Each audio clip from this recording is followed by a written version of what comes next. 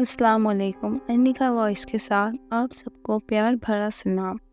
اگر آپ ہمارے چینل پہ نئے ہیں تو ہمارے چینل کو سبسکرائب کر دیجئے، اور اگر آپ تنہا بیٹھے ہیں تو سب سے پہلے آیت الکرسی کا حصار باندھ لیجئے، کیونکہ بڑوں سے سنا ہے کہ ایسے جنات وغیرہ کا ذکر کیا جائے تو ایسی چیزیں پاس آ جاتی ہیں۔ اس لیے آپ سب اپنے قریب آیت الکرسی کا حصار باندھ لیجئے، کیونکہ میں آج آپ کے پاس لے کر آئی ہوں ایک خوفناک اور دلچسپ کہانی لے کر۔ تو آئیں چلتے ہیں کہانی کے موضوع کی طرف۔ یہ کس نے مرغے کی آواز نکالی؟ اب اگر مجھے آواز آئی تو میں اسے چھوڑوں گا نہیں۔ استاد صاحب ابھی یہ کہہ کے مڑے ہی تھے کہ بینچ سے پیچھے سے پھر مرغے کی آواز آئی۔ محسن نے ندیم کو آواز نکالتے ہوئے دیکھ لیا تھا اور کھڑا ہو کر کہنے لگا، سر، یہ ندیم نے مرغے کی آواز نکالی ہے۔ سر تو غصے میں بفرے ہوئے ندیم کی طرف آئے اور اسے کہا، اسی وقت فوراً میری کلاس سے باہر نکل جاؤ۔ ندیم کھڑا ہوا اور محسن سے کہا، چلو آؤ باہر چلیں۔ تو استاد نے کہا، میں تمہیں اکیلا جانے کے لیے کہا ہے، محسن کو نہیں۔ تو ندیم نے کمال ڈھٹائی کے ساتھ کلاس سے باہر چلا گیا۔ کلاس کے بعد لنچ کا ٹائم ہوا۔ ندیم اپنے دوستوں کے ساتھ محسن کو ندیم نے گھیر لیا اور کہا، تم اپنے آپ کو سمجھتے کیا ہو، میری شکایت لگاؤ گے؟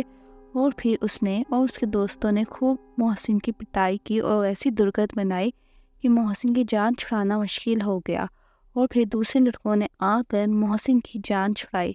حالت بہت زیادہ نازک ہو گئی تھی اور وہ خیریت سے اپنے گھر گیا، لیکن وہاں پہ جا کر اس کے اور بھی زیادہ طبیعت خراب ہو گئی، اس کو ہاسپٹل میں ایڈمٹ ہونا پڑا۔ محسن کے والد اور والدہ کالج میں ندیم کی شکایت لے کر آئے، تو اس کی شکایت کی بنا پر ندیم کو کالج سے باہر نکال دیا گیا۔ ندیم امیر باپ کی بگڑی ہوئی اولاد تھا، اس کو ان باتوں سے فرق نہیں پڑتا تھا۔ ندیم کی ماں بچپن میں ہی فوت ہو گئی تھی۔ اس کے باپ نے اس کی جائز ناجائز باتوں کو پورا کر کے اس کو بگاڑ دیا تھا۔ بچپن میں اس کا دل اسکول میں نہیں لگتا تھا اور پڑھائی وہ بالکل بھی نہیں کرتا تھا۔ اس نے اس کا شمار نالائق ترین لڑکوں میں ہوتا تھا۔ جیسے تیسے کر کے اسکول کا زمانہ گزرا تو کم نمبروں کی بنا پر اسے کسی بھی کالج میں ایڈمیشن نہیں مل رہا تھا۔ اس کے والد ظفر صاحب نے بھاری ڈونیشن دے کر ایک کالج میں اس کو ایڈمیشن کرایا تھا۔ کالج میں بھی اس کی حرکتیں بدستور قائم رہیں۔ استادوں کو تنگ کرنا اور ہر ایک سے پنگا لینا اس کا پسندیدہ مشغلہ تھا، اور بریک ٹائم میں لڑکیوں کو چھیڑ چھاڑ کرنا اس کا مشغلہ تھا۔ گرلز کالج کے باہر بھی وہ لڑکیوں کو چھیڑنے کے لیے کھڑا ہوتا تھا۔ اس کے اندر گرلز کے ہر وہ بری عادت پائی جاتی تھی جو ایک برے لڑکے میں ہو۔ ظفر صاحب کو اپنے بیٹے کی ان حرکتوں سے کوئی غرض نہیں تھی۔ وہ اپنے بیٹے کو سمجھاتے نہیں تھے، بلکہ اس کی حرکتوں میں ساتھ دیتے تھے۔ اب تو ندیم نے اپنے جیسے بہت سے لڑکی ایک ٹولی بنا لی تھی، جن کا کام لڑکیوں کی کالج کے باہر کھڑے ہو کر لڑکیوں کو چھیڑ چھاڑ کرنا تھا اور راہ چلتے ہوئے لوگوں کو تنگ کرنا تھا۔ اب تو ایسی چھوٹی موٹی اس نے چوریاں بھی شروع کر لی تھیں۔ ایک دفعہ پولیس تھانہ بھی ہوا اپنی حرکتوں کی وجہ سے، لیکن والد صاحب کے اثر ورسوخ کی وجہ سے چھٹ گیا۔ ظفر صاحب نے اسے کئی دفعہ دفتر آنے کا کہا، لیکن اسے ٹال مٹول کا کام لیا۔ پھر ایک دن ظفر صاحب نے بہت اچھی پوسٹ کے قابل اعتماد آدمی کو فارغ کر کے اپنے بیٹے ندیم کو اس کی جگہ رکھ لیا۔ اب وہ بندہ اس کے ماتحت تھا۔ دفتر میں بھی ندیم کی وہی حرکتیں جاری رہیں۔ آفس اسٹاف کی جتنی بھی لڑکیاں تھیں، ان سب کے ساتھ فلرٹ کرنا اس کا پسندیدہ کام تھا۔ اور پھر چوری چھپے اس نے اپنے باپ کے اکاؤنٹ سے پیسے نکلوانا شروع کر دیے، لیکن ظفر صاحب نے تو جیسے آنکھوں پر پٹی باندھ رکھی تھی اور وہ کوئی بھی بات کا نوٹس نہیں لیتے تھے، اور اس کی انہی حرکتوں کی وجہ سے اسٹاف میں سے کئی لڑکیوں نے استعفیٰ دے دیا تھا۔ اب ایک لڑکی بچی تھی جو کہ غریب پر گھرانے کی لڑکی تھی اور مجبور تھی۔ ندیم نے اسے کے ساتھ بھی وہی کیا اور جھوٹی محبت کا دلاسا دیا اور باہر ہوٹلوں میں لے جا کر کھانا کھلانا شروع کر دیا۔ وہ بیچاری اس کی چکنی چپڑی باتوں میں آ گئی اور پھر ایک دن ندیم نے اس کی زندگی تباہ کر دی، جس کو وہ برداشت نہیں کر سکی اور آفس میں ہی آ کر خودکشی کر لی۔ پھر اس کے اوپر پولیس کیس ہو گیا، لیکن اس بار بھی ظفر کی کھلی آمدنی کی وجہ سے پولیس والوں کا منہ بند ہو گیا اور ندیم قید سے چھوٹ گیا اور ایک غریب کو انصاف ملنے سے رہ گیا۔ کچھ دن کے لیے ظفر نے ندیم کو گھر میں رہنے کے لیے ہی کہا اور پھر اس نے اپنی ٹولی کے ساتھ مل کر باہر ہی گنڈا گردی کرنا شروع کر دی۔ پھر کچھ ٹائم بعد ظفر کو کسی کام کے سلسلے میں ملک سے باہر جانا پڑا تو اس نے دفتر میں اپنی جگہ اپنے بیٹے کو کہا، تم نے کام سنبھالنا ہے۔ ندیم تو جیسے ندیم کو گلی چھوٹ مل گئی ہو، اس نے بغیر کسی وجہ کے اس بہت سے لوگوں کو نکال دیا اور اپنے ہی دوستوں کے جاننے والوں کو اپنے باپ کی غیر موجودگی میں رکھ لیا اور اپنے گھر کو عیاشی کا اڈا بنا لیا۔ جو کام دوسری جگہوں پہ ڈھکے چھپے انداز میں ہوتا، اس کے گھر میں وہ کھلے عام ہو رہا تھا۔ دفتر جانے کے معاملے میں بھی ندیم بہت کام چوری کرتا تھا، صرف 1 گھنٹے کے لیے جاتا اور صبح 11 بجے آ جاتا۔ وہ تو بہت مخلص لوگ تھے آفس والے کچھ بندے جنہوں نے دفتر کو سنبھالا ہوا تھا، لیکن ندیم کے آگے وہ بھی بعض اوقات مجبور ہو جاتے تھے۔ جہاں ندیم کی حاضری ضروری ہوتی تو مجبور ہو کر ندیم کے پاس آتے اور وہ کام لے لیتے، ورنہ ندیم کو پوچھتے بھی نہ تھے۔ اسٹاف میں سے بہت سے لوگ ظفر کی واپسی کا انتظار کر رہے تھے کہ وہ واپس آئیں اور اپنا حساب کر لیں اور واپس چلے جائیں اس آفس کو چھوڑ کر۔ ندیم نے اسٹاف کو اب بے وجہ ڈانٹنا ڈپٹنا شروع کر دیا تھا، کسی کو بھی بے وجہ ذلیل کر کے رکھ دیتا۔ سب اس کے آگے مجبور ہو گئے تھے اور دن گزرتے گئے۔ پھر 3 مہینے بعد ظفر واپس آیا تو آفس کا پورا نقشہ ہی بدلا ہوا تھا۔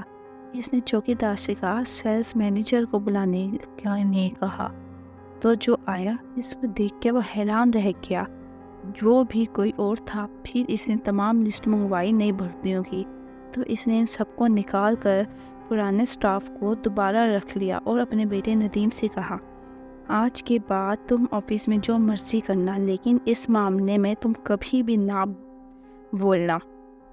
کچھ دنوں بعد آفس میں ایک نہایت حسین و جمیل خوبصورت لڑکی آئی۔ اس نے سر پر سلیقے سے دوپٹہ لیا ہوا تھا، مشرقی لباس سے تن کیے ہوئے تھا اور کاؤنٹر سے کچھ پوچھ گچھ کی اور سیدھا ظفر کے کمرے میں چلی گئی۔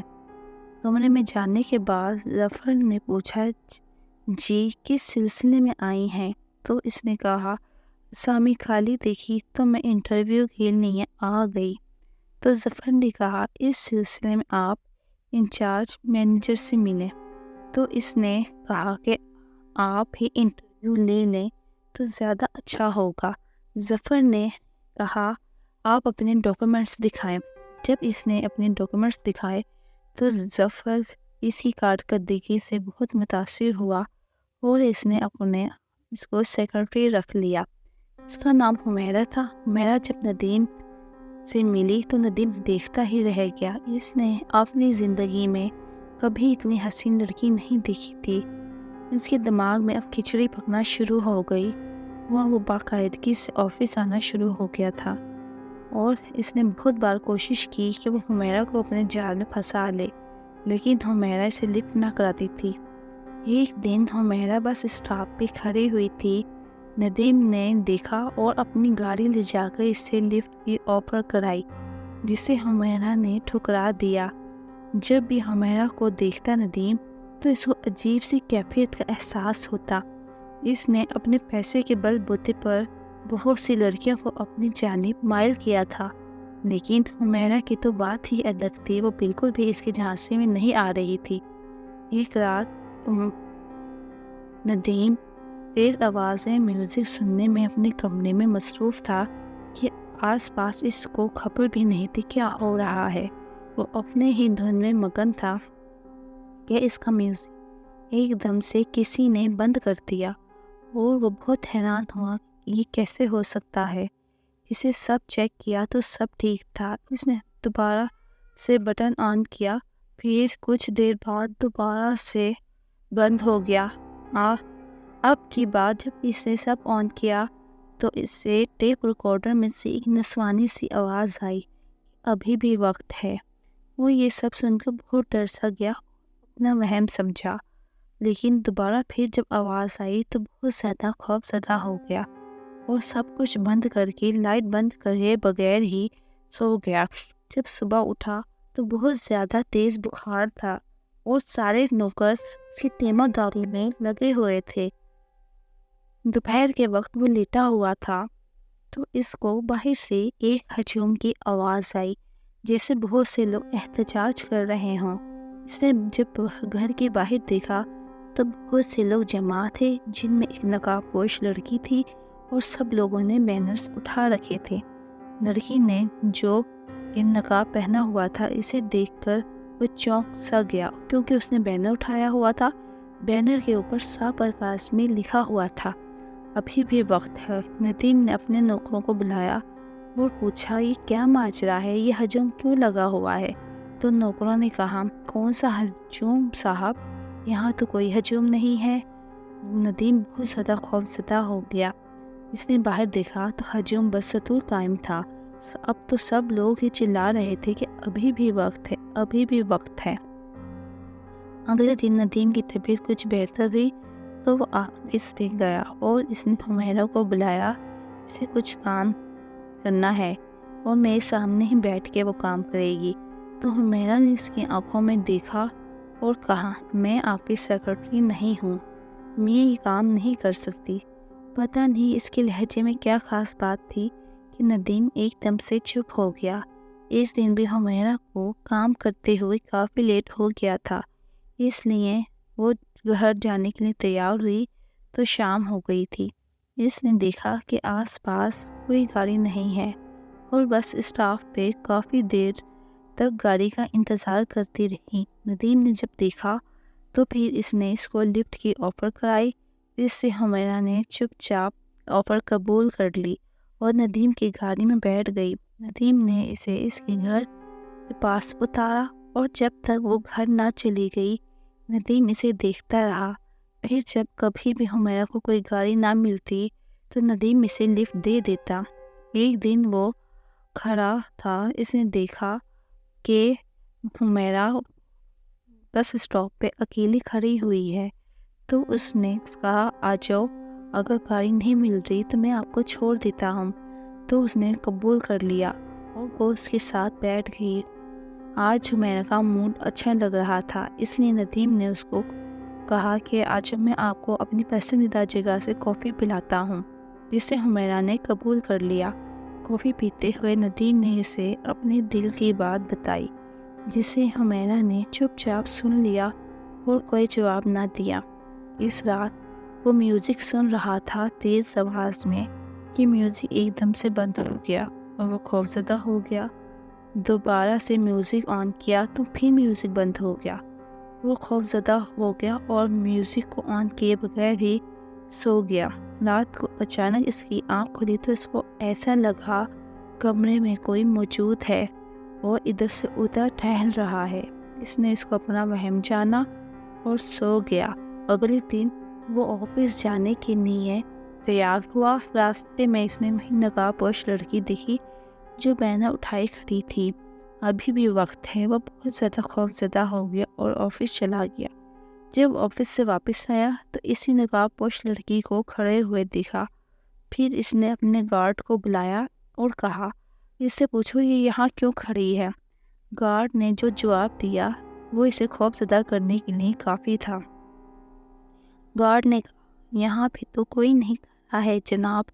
ندیم بہت زیادہ خوف زدہ ہو گیا اور کمرے میں چلا گیا۔ تب ساری رات وہ بار بار اس لڑکی کو دیکھتا رہا کھڑکی سے جا کر اور وہ اسے کھڑی نظر آتی رہی۔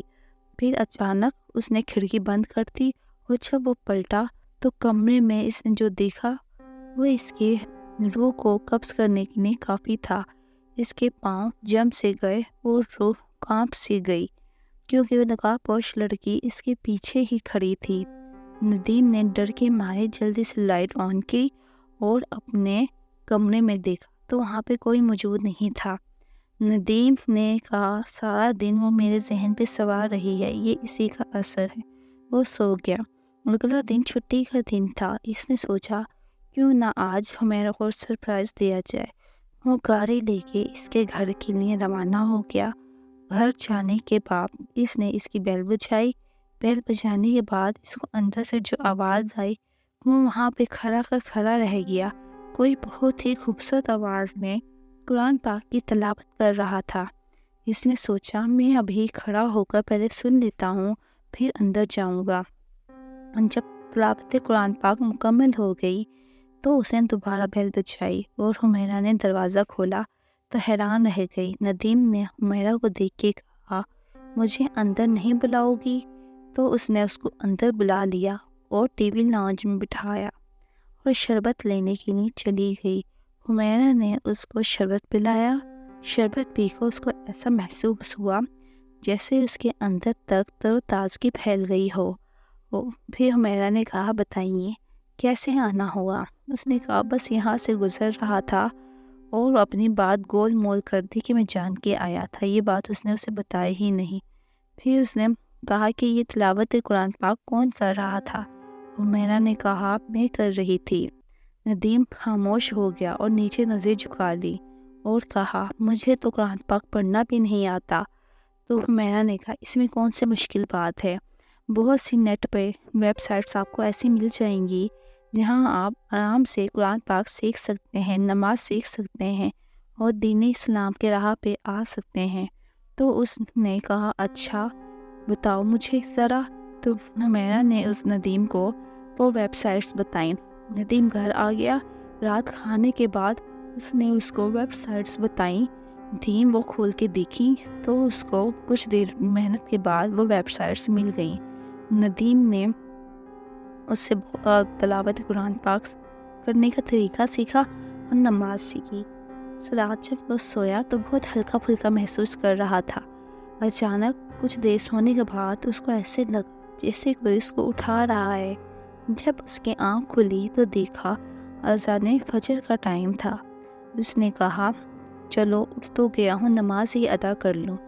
اس نے نماز ادا کر لی۔ نماز ادا کرنے کے بعد جب وہ اپنے کمرے میں آیا تو اس کو دیوار پہ ایک سایہ سا نظر آیا جیسے وہ اس کو شاباش دے رہا ہو اور سایہ غائب ہو گیا۔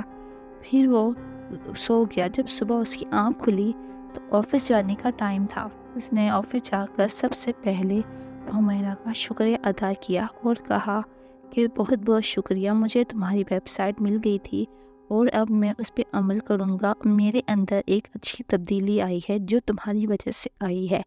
حمیرہ نے کہا اس میں کوئی ایسی بات نہیں۔ اور پھر اس دن حمیرہ نے اس کو خود ہی آفر کی کہ وہ اسے لفٹ دے، جسے سن کے ندیم بہت زیادہ خوش ہوا۔ لفٹ اس کو دینے کے دوران جب دونوں گاڑی میں بیٹھے ہوئے تھے تو حمیرہ نے کہا آج میں تمہیں ایسی بات بتاؤں گی جسے تم یقین نہیں کر سکو گے۔ ندیم نے کہا ہاں ہاں بتاؤ ایسی کیا بات ہے؟ تو حمیرہ نے کہا جو نقاب پوش لڑکی تمہیں ہر جگہ نظر آتی تھی وہ کوئی اور نہیں، وہ میں ہی تھی۔ ندیم اس کی بات سن کے ہکا بکا رہ گیا۔ حمیرہ نے کہا تم بہت بگڑے ہوئے تھے، میں نے تمہیں بہت دفعہ دیکھا کرتی تھی اور دیکھتی تھی تم لوگوں کو تنگ کرتے ہو اور لڑکیوں کو چھیڑ چھاڑ کرنا تمہارا مشغلہ تھا۔ یہ بات مجھے پسند نہ آئی اور میں نے تہیہ کر لیا کیوں نہ تمہیں راہ راست پہ لایا جائے، کیونکہ کسی کو راہ راست پہ لانا ایک اچھی بات ہے۔ تو میں نے تہیہ کر لیا کہ میں تمہارے آفس میں جاب کروں کہ آہستہ آہستہ تمہارے قریب آ کے تمہیں راہ راست پہ لاؤں گی۔ اس پہ میں اب کامیاب ہو چکی ہوں۔ یہ آج ہماری آخری ملاقات ہے۔ اب میں تم سے نہیں مل سکتی کیونکہ میں ایک جن ذاتی ہوں۔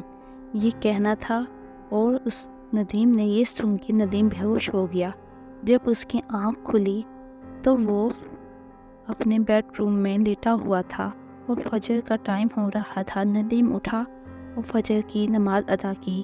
اس نے تہیہ کر لیا کہ آج کے بعد وہ ایک اچھے راستے پہ چلے گا اور حمیرہ کی بتائے ہوئے طریقے پہ عمل کرے گا، آج وہ بہت اچھی تلاوت قرآن پاک بھی کر لیتا ہے اور نماز بھی پابندی سے ادا کرتا ہے اور لوگوں کے کام بھی آتا ہے۔ دوستو، یہ تھی ہماری کہانی۔ اگر آپ کو ہماری کہانی پسند آئی ہو تو کمنٹس میں ضرور کمنٹس کیجیے گا، ہمیں آپ کے کمنٹس کا انتظار رہے گا۔ اب انیکا وائس کو اجازت دیجیے، اللہ حافظ۔